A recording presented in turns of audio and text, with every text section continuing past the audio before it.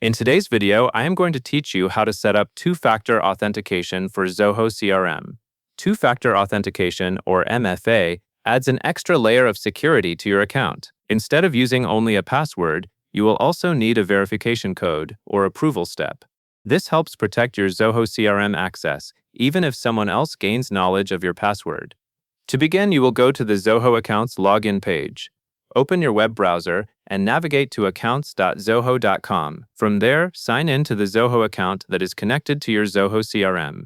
Make sure you are using the correct account, since MFA settings apply to the account you log into. Once you are signed in, the next thing you will do is locate the security settings.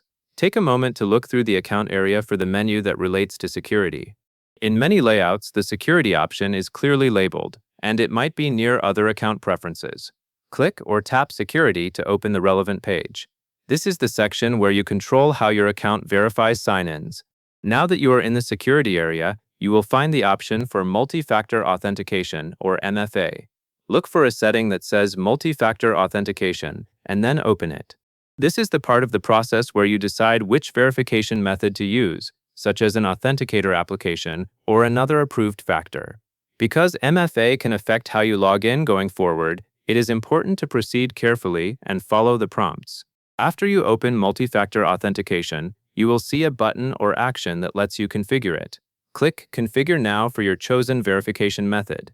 If the page presents multiple options, choose the one you prefer and that you can access reliably.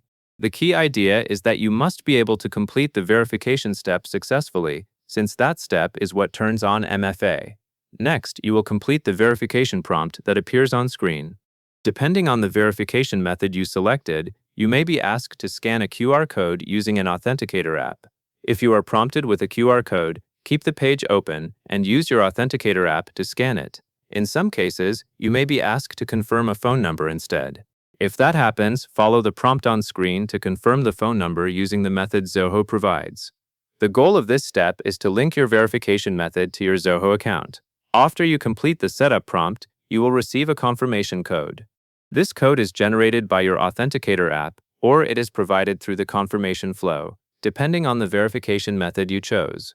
Now you will enter the confirmation code to enable MFA. Carefully type or input the code exactly as it appears. If the code has an expiration timer, enter it promptly to avoid errors.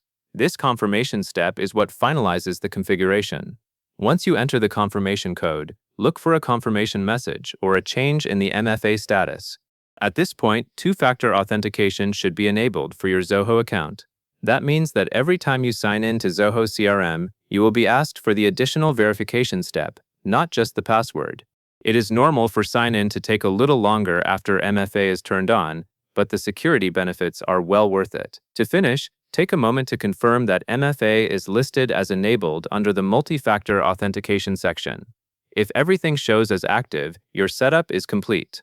And that covers everything you need to know. And that is all there is to it.